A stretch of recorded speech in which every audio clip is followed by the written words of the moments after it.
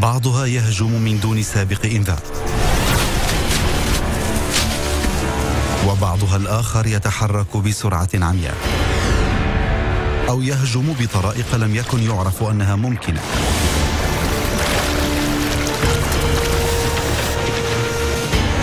لكل منها خطة تجعلها مفترسة ممتازة بأسلحة خفية ومهارات مذهلة. انتبهوا إذن، لأننا سنكشف النقاب عن أسرار الأفاعي.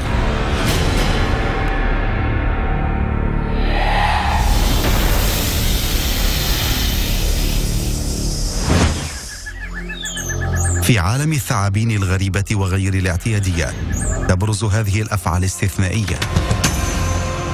وجها لوجه تبدو فكاهية وغير قاتلة، ولديها اسم يلائمها: أفعى الهدب النخيلية السامة.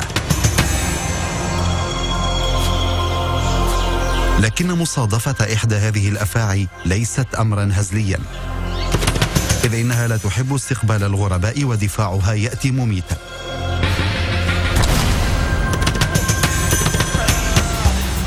الإيموتوكسين في سمها يقضي على الأنسجة والخلايا الدموية في محيط الجرح. في جسم الضحية تقتل السموم الفطرية خلايا العضلات، ما يسبب توقف القلب أو تعطيل حجاب الرئتين لمنع التنفس. عليك أن تحترس من هذه الأفعى إن استطعت، إنها بارعة في التمويه، ما يرفعها إلى مصاف التحفة الفنية.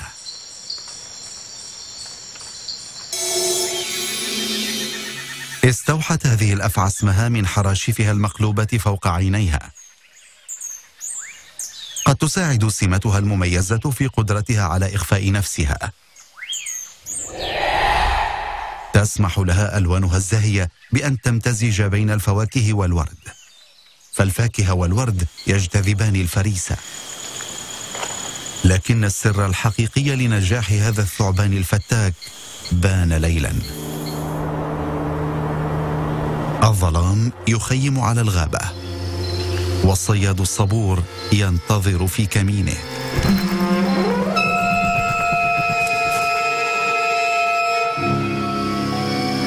يلجأ عادة الخفاش آكل الفواكه إلى تحديد المواقع بالصدى لكشف أبسط حركة تؤديها الأفعى.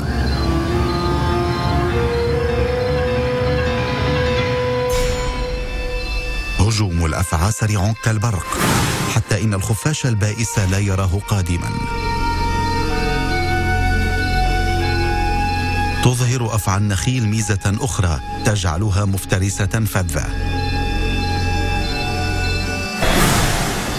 الأفاعي السامة تهاجم بمعظمها الفريسة ثم تحررها قليلا لتدع السم يؤدي عمله، فيما تنتظر من مسافة آمنة. بخلاف هذه الأفعى لا تحتمل ترك وجبتها، حيث تواصل هجومها تزامنا مع مقاومة الضحية إلى أن تضعف في نهاية الصراع. بالنسبة إلى هذه الأفعى النجاح يعني المثابرة المستمرة.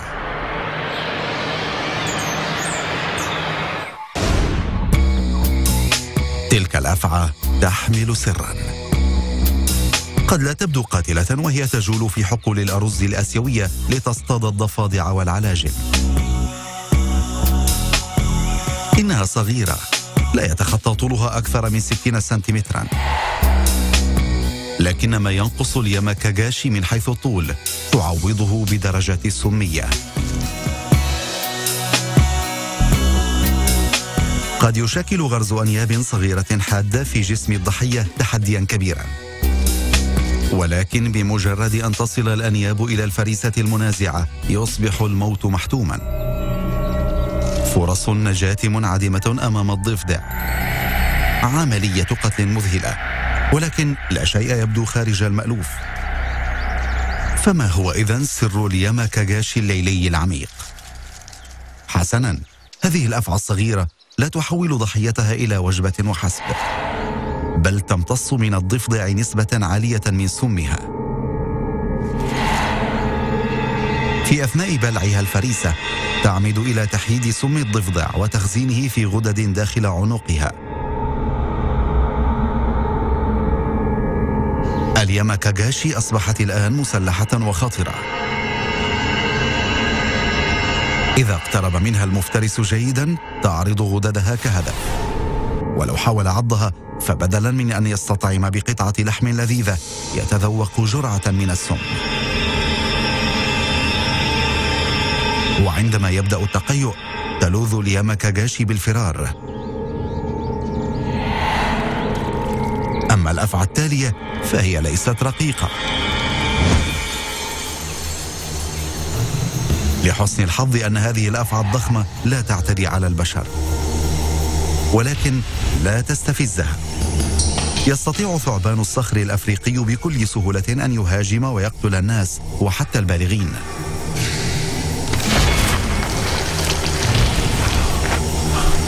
قد يزيد وزن هذا الثعبان الضخم على 135 كيلوغراما، ويصل طوله إلى 6 أمتار، ما يجعل مقارعته شبه مستحيلة.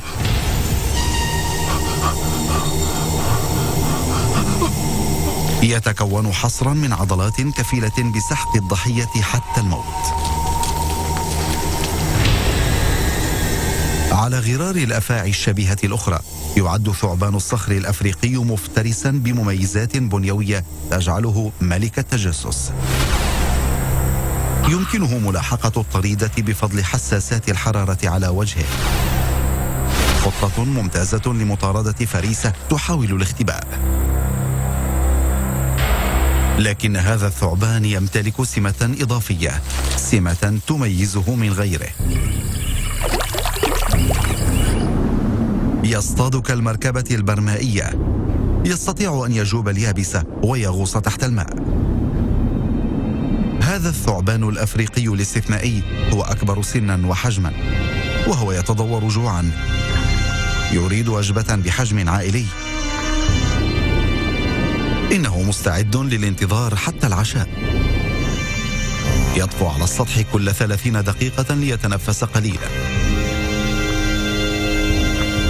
نسيت هذه الغزلان التي توقفت لتشرب أن الخطر متربص تحت صفحة الماء.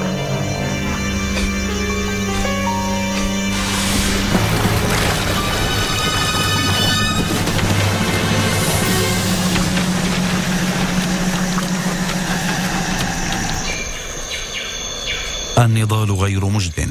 بينما تشد العضلات على الغزال يختنق ببطء حتى يفارق الحياة. المرحلة التالية لا تصدق. يبدأ الثعبان ببلع وجبته دفعة واحدة. يزن هذا الغزال نحو 60 كيلوغراما. شيئا فشيئا يبتلع الثعبان الفريسة كلها بما في ذلك الحوافر وكل شيء. بعد هذه الوجبة الضخمة قد يمتنع هذا الثعبان عن الأكل مدة سنة كاملة.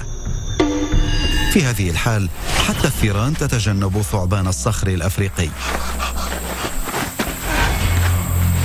يدافع هذا الصياد البرمائي عن نفسه حتى لو أشبع جوعه حتى التخمة. لكن الأفاعي لا تتكل كلها على قوة العضلات.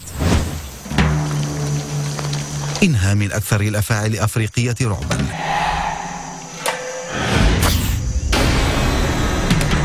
ضخمة وسامة وسرعتها خيالية.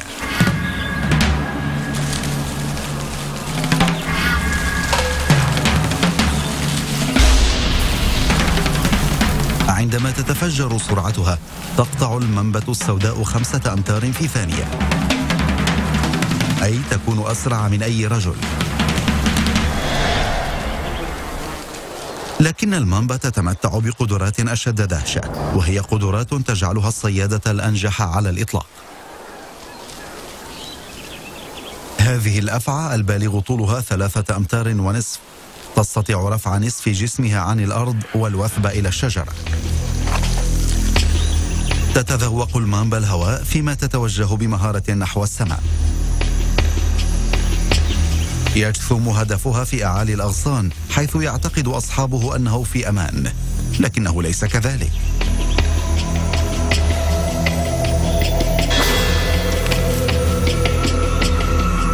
السم فتاك والعش يباغت فجأة.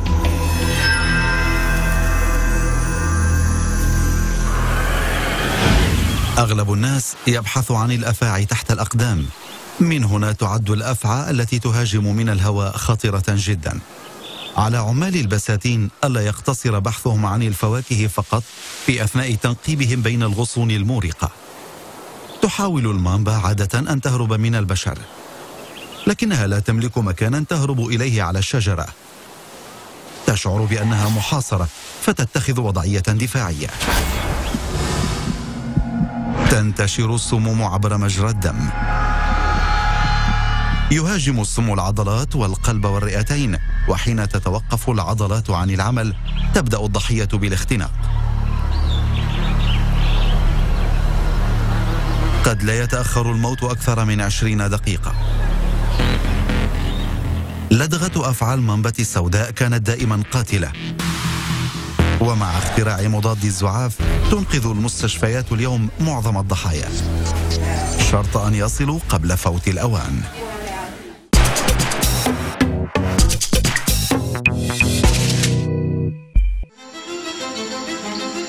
سواء كانت على الأرض أم في الشجرة، هذه الأفعى صغيرة ورشيقة ومميتة.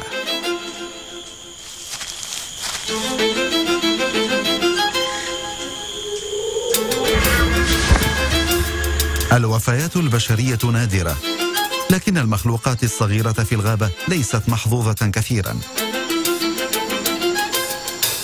الأفعى الخضراء والبيضاء الشفتين تشبه جهاز كشف بتقنية عالية مصمما لإضعاف الفريسة. ينفض اللسان المتشعب جزيئات نحو ما يسمى عضو جايكوبسن في سقف الحلق، ما ينبه الدماغ عن احتمال وجود وجبة في المحيط.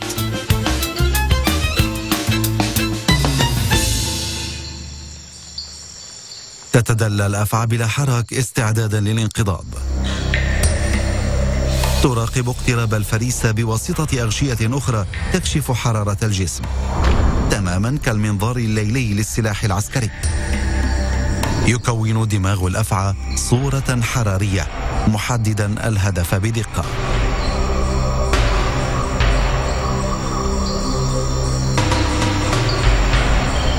في اللحظة المناسبة تفتح الأنياب الحادة كالسكين المطوى استعدادا للهجوم.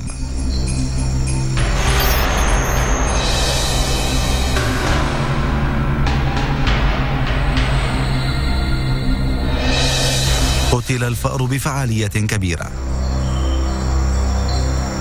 واضح أن مهاجمه صمم ليقتل. أفعى أخرى تعتمد على التسلل، ولكن لديها خطتها الخاصة بها عند مطاردة فريسة غير متوقعة تأتي إلى المكان.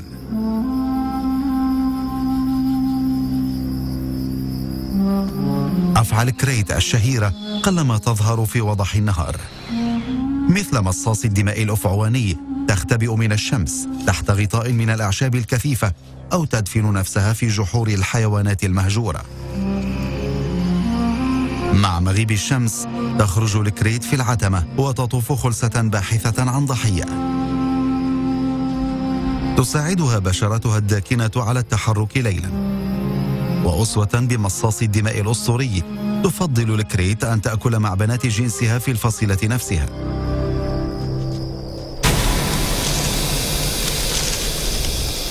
أنيابها صغيرة، لكن هذا الصياد لا يستسلم بسهولة. لا تعض عدوها فقط، بل تمضغه بعد ضخ جرعة هائلة من سم الأعصاب. البشر أيضا ليسوا في مأمن عن الخطر. حل الليل والحرارة منخفضة. في مناطق الهند الريفية ينام الناس على الأرض، فيوفرون للكريت البارد مكانا دافئا يلجأ إليه.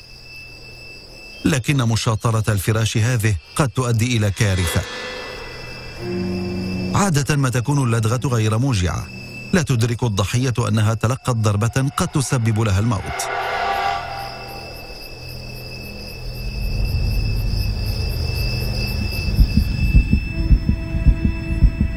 تنتشر جزيئات السموم الصغيرة في مجرى الدم أسرع من السموم الأخرى، وتعطل الجهازين العصبي والتنفسي للجسم في غضون ساعات.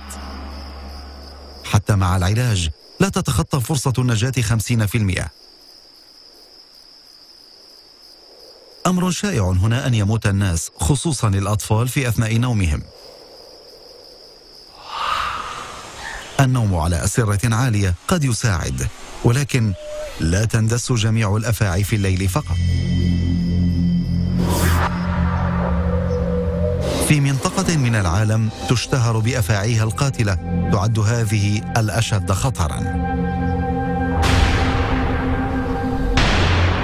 إنها أكثر الأفاعي فتكاً. هناك زهاء 50 نوعاً من الأفاعي السامة في أستراليا، إلا أن 80% من اللدغات تأتي من هذه الأجناس المحددة. كيف استطاعت الأفعى البنية الشرقية أن تكون تهديداً بشرياً؟ بداية تصطاد في النهار، ما يعني أنها تنشط مع نشاط الإنسان.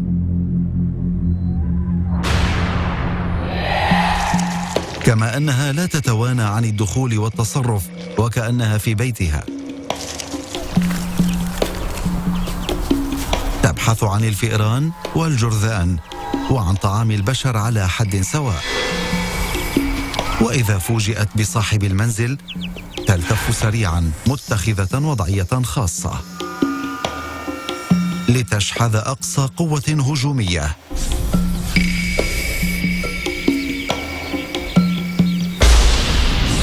أنيابها قصيرة، لذا تعرف كيف تفتح فمها جيدا وتهاجم سريعا. السم القاتل هو مزيج من سموم الأعصاب ومضادات التخثر.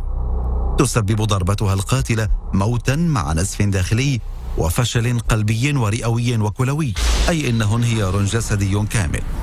ولكن ثمة سمة تجعل من الأفعى البنية الشرقية مصدر خطر على البشر، ميزة تتيح لها دخول مساكننا حتى لو كانت الأبواب والنوافذ موصدة بإحكام. رأس مرن، تستطيع أن تعصر نفسها في النقاط الضيقة بحثاً عن قوارب. جل ما تحتاج إليه حفرة صغيرة أو ممر ضيق. بفضل رأسها القادر على الطوي حتى يدخل فتحات تبدو مستحيلة، تعد هذه الأفعى ثعبانا مميتا يصعب إبعاده.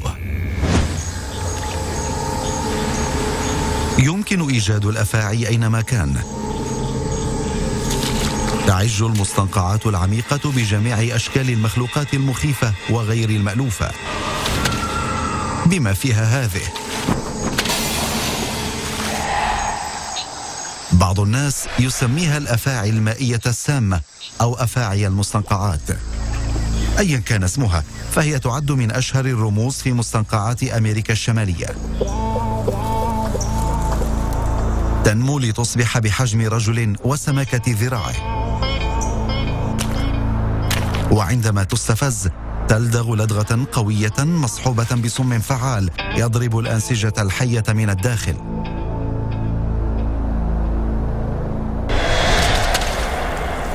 لكن أفاعي المستنقعات ليست معروفة بهجومها المذهل بقدر ما تشتهر بدفاعها وبطريقة تسميتها.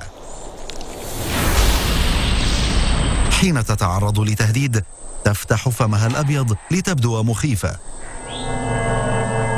وتبقى هكذا فترة طويلة أكثر من 20 دقيقة. ذلك يمنح خصومها وقتا كافيا للهرب بالاتجاه المعاكس. تتمتع الأفعى المائية بخاصية واحدة تميزها عن غيرها، فيما تزخر هذه الأفعى بمزايا متعددة.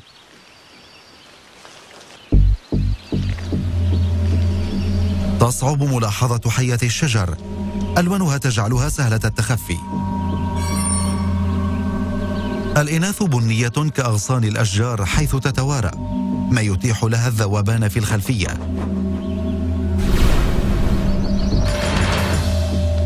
أما الذكور فلونها أخضر كأوراق الأشجار، ما يسمح لها بالتخفي بينها. هذه الأفاعي خبيرة بتسلق، بطونها مغطاة بحراشف خشنة تساعدها على التماسك والتحرك عموديا وأفقيا. وهناك أيضا الخيار التالي: إذا تعرضت حية الشجر لتهديد تنتفخ كالبالون فتضخ الهواء إلى عنقها.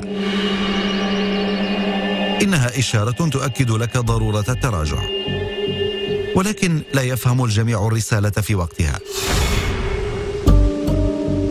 تلقي حية الشجر جرعة فعالة من السم الدموي المسبب للصداع والغثيان. إن لم يعالج المريض يتعرض لنزف داخلي حاد يقضي على حياته. لكن نجاح حية الشجر سببه مختلف كليا. العينان إنهما شبيهتان بعيون الإنسان. مثلنا نحن تقع عينا حية الشجر بجانب بعضهما في مقدم الرأس، ما يمنحها رؤية ثلاثية الأبعاد.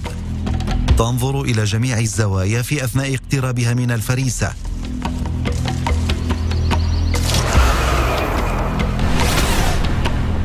كل محجر عين يركز على شيء ما من منظور مختلف قليلا، ملتقطا طبقات من المعلومات البصرية.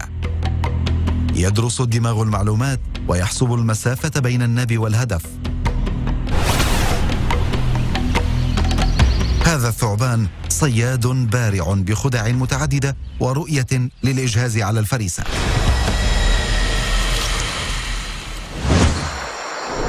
بعض الأفاعي لا يحتاج إلى حيل ممتازة في ظل امتلاكه قوة غاشمة. قد يصل هذا الثعبان إلى طول حافلة المدينة ووزن 3 رجال، وهو قادر على تحويل الإنسان إلى جبة له.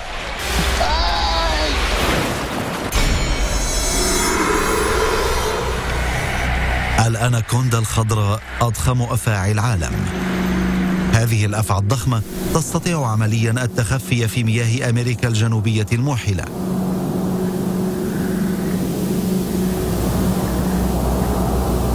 يبحث لسانها المتشعب في الهواء متحسسا رائحة فريسة. تنتظر في مكمنها ولا تبرز سوى رأسها من فوق الماء.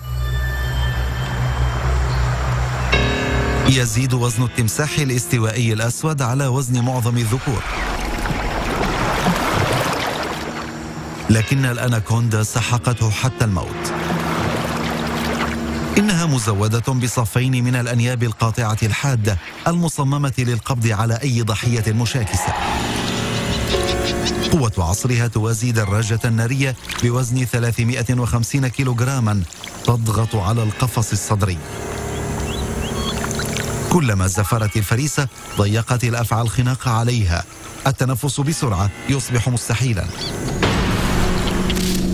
على الناس الذين يدخلون عالم الأناكوندا الخضراء أن يستعدوا جيدا. ما من حالة موثقة لأناكوندا تأكل إنسانا، لكنها حاولت ذلك بضع مرات. لذا توخوا الحذر، فهي ليست عملاقة لطيفة.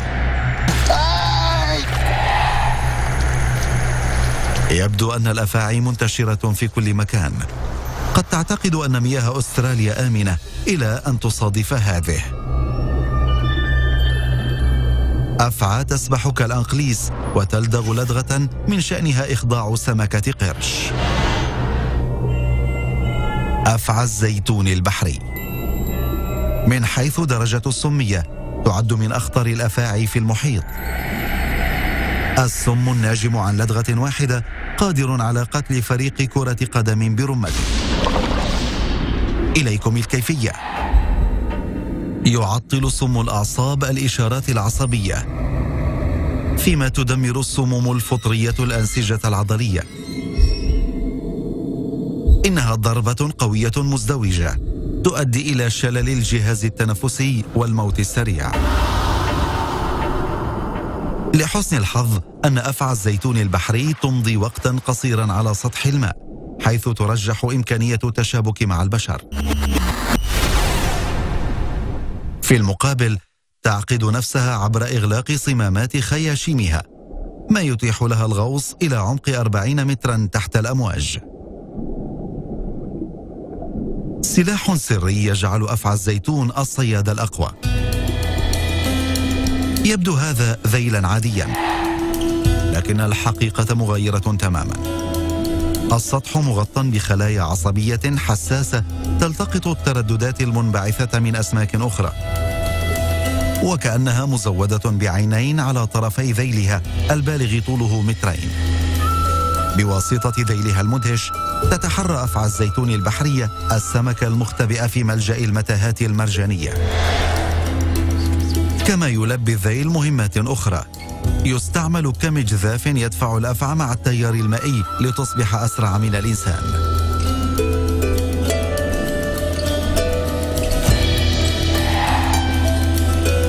أفضل معلومة عن حية الزيتون أنها لا تتعرض للناس، ولكن تذكروا أن لدغة واحدة منها تقتل 20 شخصا. بالعودة إلى اليابسة، هناك أفعى لا تتردد في مهاجمة الناس عند تحريضها. كوبرا البصق الجنوبية المخططة يصل طولها إلى قرابة 2 متر، وتمتلك مهارة لا تظهر فورا. للوهلة الأولى تبدو هذه أفعى كوبرا طبيعية ونموذجية. إنها متسلقة ماهرة وتندمج بسلاسة مع صخور جنوب أفريقيا الصحراوية. كأفاعي الكوبرا الأخرى عندما تتعرض لتهديد تنفخ عضلات عنقها لتبدو مخيفة وأكبر حجما. وإذا لم تنفع هذه الطريقة تستخدم الأفعى الجنوبية سلاحها الدفاعي المميز، البصقة السامة.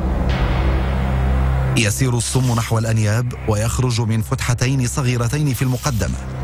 تطلق الكوبرا رذاذا تحذيريا صغيرا، وبإمكانها أيضا أن تطلق دفعة كاملة من السم المسبب للعمى وتحديد هدف يبعد 2.5 متر. تمتاز هذه الخطة المفاجئة بالدقة والمدى، ولكن هناك أفاعي بمواهب أعظم.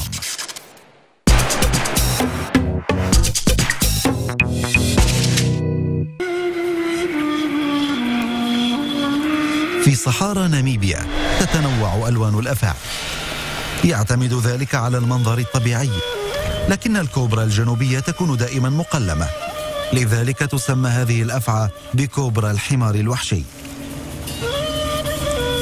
تمتلك ميزة استراتيجية غير مرئية تتمتع بها بضع أفاع وتستخدمها بمهارة. إنها ميزة اللسان المتشعب الذي يكشف الرائحة. تتموه هذه الحربة جيدا، لكنها لا تخدع الحمار البري. عند تحسس الهواء يلتقط اللسان ذرات الرائحة ويرسلها إلى مستقبلات في فم الأفعى. تعلم الأفعى أن الفريسة قريبة منها، تكاد تتذوقها.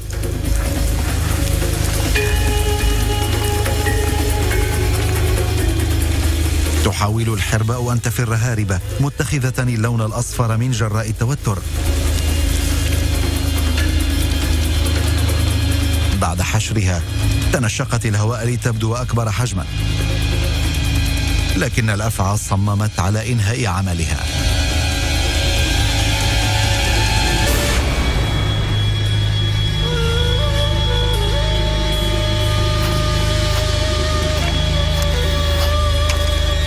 ينتشر السم فيقتل الخلايا الواحدة تلو الأخرى. تبدل الحرباء لونها مرة أخيرة. لا مجال للمنافسة أمام أفعى تشتم رائحة الفريسة بطرف لسانها.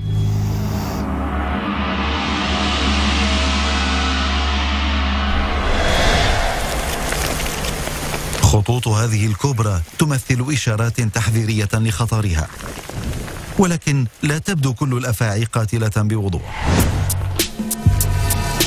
هذه الأفعى الصغيرة مثلا تبدو غير مؤذية، بالكاد يصل طولها إلى 0.5 متر، كما أن ألوانها السوداء والصفراء والحمراء تجعلك تخطئ وتظنها حيوانا غير مؤذٍ. حين تكون ضئيلا وغير مهيب تحتاج إلى آلية دفاعية فعالة. أفعى المرجان الجنوبية تملك هذه الخدعة. عند تهديدها تدفن نفسها تحت الأرض ولا تبقي سوى ذيلها ظاهرا ملتفا ومصدرا صوتا مسموعا. إنه مشهد مستغرب ومربك ومضلل.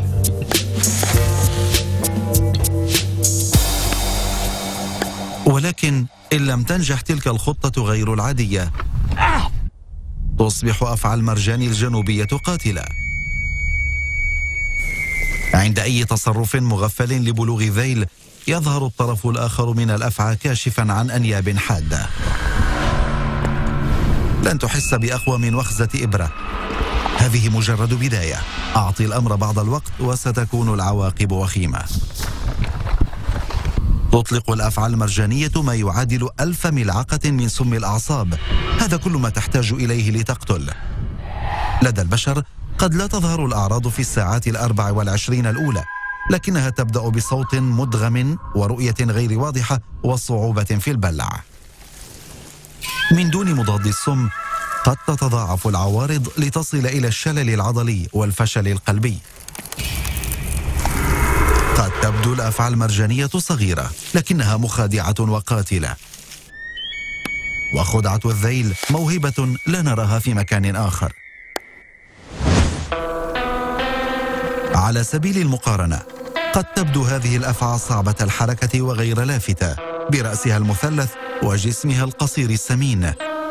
ولكن لا تنخدعوا، هذه أفعى الموت الأسترالية تدفن نصف جسمها كمكمن في انتظار الفريسة. إنها صبورة لدرجة لا تصدق. تستطيع أن تبقى بلا حراك أياما وحتى أسابيع. تغري الفريسة بألوان ذيلها الزاهية. عندما تقترب الطيور أو العظاءات يرتعش الذيل. للفرائس الغافلة قد يشبه يرقانة أو دودة صغيرة. تقترب الضحية أكثر للتحقق. عندئذ تهاجم الأفعى الخمولة ظاهريا في جزء من الثانية.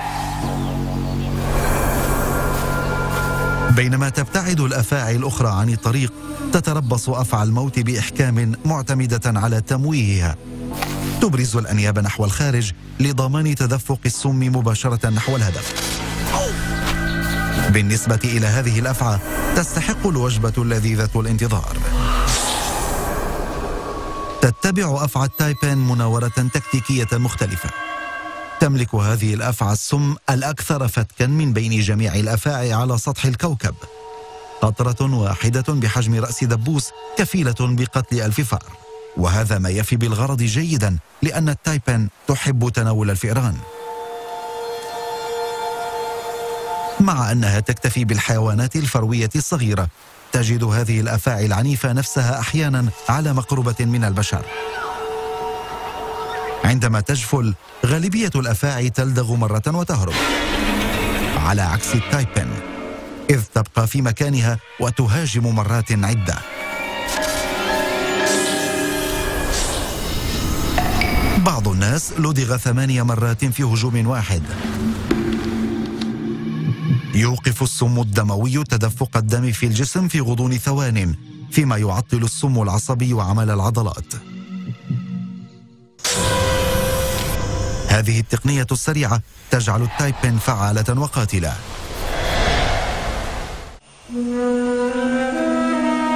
اسمه الملك، وتسهل معرفة السبب. هذا النوع من الكوبرا هو أطول الأفاعي السامة في العالم. تستطيع أن تتمدد إلى 5 أمتار ونصف، أي تصبح أطول من شاحنة صغيرة.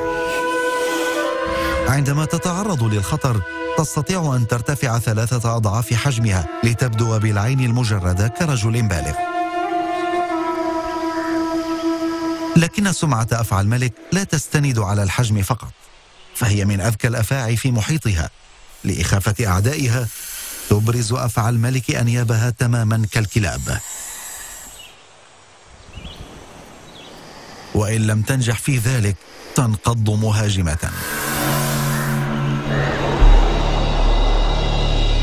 في الحقيقة لا يعد سم الملك فعالا جدا، لكن هذه الأفعى تطلقه بكميات هائلة، تضخ ما يملأ ربع زجاجة، وهذا يكفي لقتل إنسان في 5 دقائق وفيل في بضع ساعات. إذ خطة الملك الخاصة بالقدرة على الإبادة.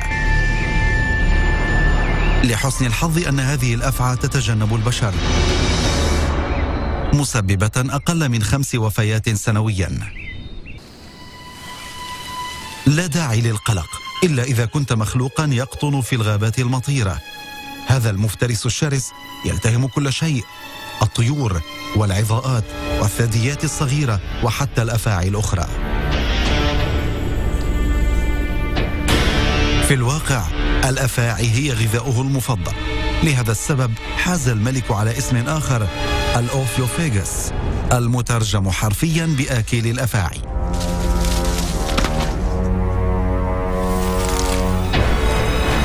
ثعبان بأسماء ومواهب متعددة.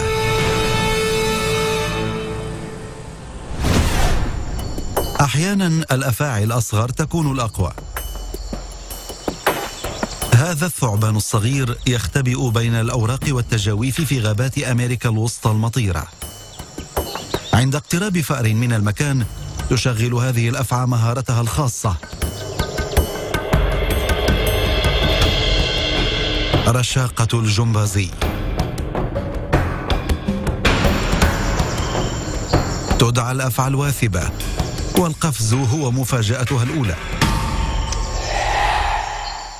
حين تلتقط فريستها تهز هذه الأفعى أنيابها إلى الداخل والخارج، مسببة جروحا كثيرة لتسكب سمها في كل جرح بالغ. تدمر الأوعية الدموية، يليها نزف داخلي حاد، وسرعان ما تتعطل الأعضاء الحيوية. يستغرق الأمر وقتا قصيرا قبل أن تستسلم الفريسة. بفضل قدرتها على طوي نصف جسمها في قفزة واحدة، تعد مهارة هذه الأفعى في القفز غير عادية في عالم الأفاعي البرية. فيما تعد تلك الأفعى أكثر مهارة في الحركات تحت الماء، لكنها تطارد وتهاجم وتبتلع كما قريباتها الأفاعي البرية.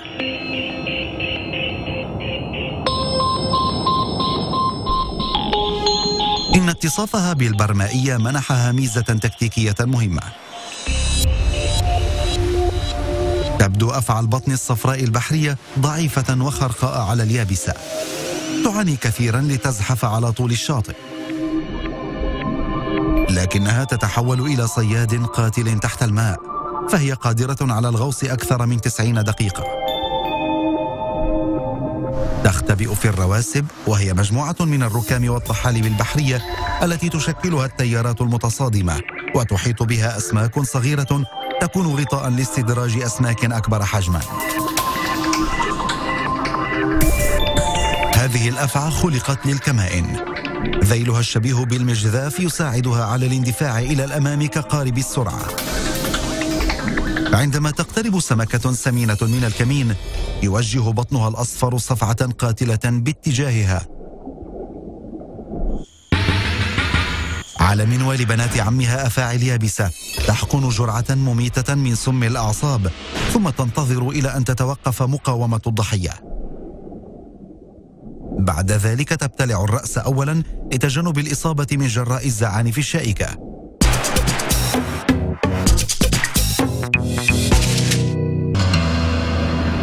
هذه الأفعى الأيقونة مخلوقة لتقتل. إشارة التحذير الفاضحة التي تطلقها تعرف بسهولة أن أفعى الجلجلة الجنوبية الأخطر في أمريكا الشمالية. إذا فوجئت تهاجم من فورها، ألم لدغتها لا يطاق. تموت الأغشية حول الجروح، مسببة البتر أحيانا ومكلفة الحياة في حالات نادرة. لكن أفعى الجلجلة تفضل الحفاظ على سمها الثمين إلى حين الصيد، ولذلك هي مزودة جهازا تحذيريا حاذقا. تستطيع الجلجلة إفزاع وإبعاد أي خطر قبل أن تسوء الأمور. تتكون من جلد ميت. كلما غيرت هذه الأفعى جلدها أضافت حلقة جديدة إلى جهازها فيصبح أطول وأعلى صوتا، عال حتى إن مستوى الديسبل يعادل منبها يمكن سماعه عن بعد 145 مترا. يمتلك الثعبان المجلجل خطة مذهلة حين يكون في حال هجوم وسرعة لافتة. لا يلامس جسم الثعبان الرمل الساخن إلا في نقطتين اثنتين، ويقال إن سرعته تصل إلى 12 كيلومترا في الساعة.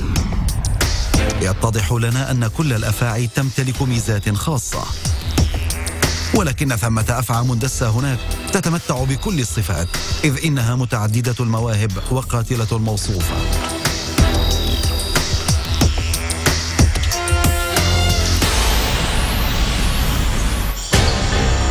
إنها من أكبر الأفاعي، ويقال إنها الأسوأ. الثعبان الشبكي ثعبان رهيب. لنبدأ بحجمه. الثعبان الشبكي الذكر قد يبلغ طوله 10 أمتار، أي ما يعادل طول سيارتين كبيرتين، وقد يعادل وزنه وزن رجلين. فكر في ذلك، طول سيارتين ب4 أبواب ووزن رجلين بالغين. إنه عبارة عن أنبوب معبأ ب10,000 عضلة.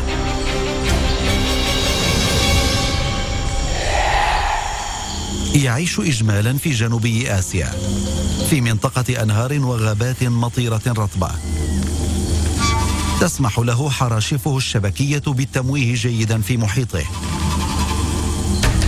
على الرغم من حجم جسمه المعتبر، قد يقصد هذا الثعبان أي مكان بحثا عن الغذاء، حتى فوق الشجرة.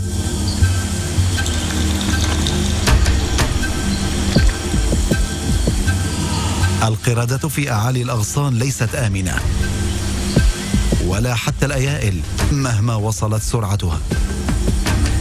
يطوف هذا الثعبان خلسة مدججا بترسانة من الأسلحة.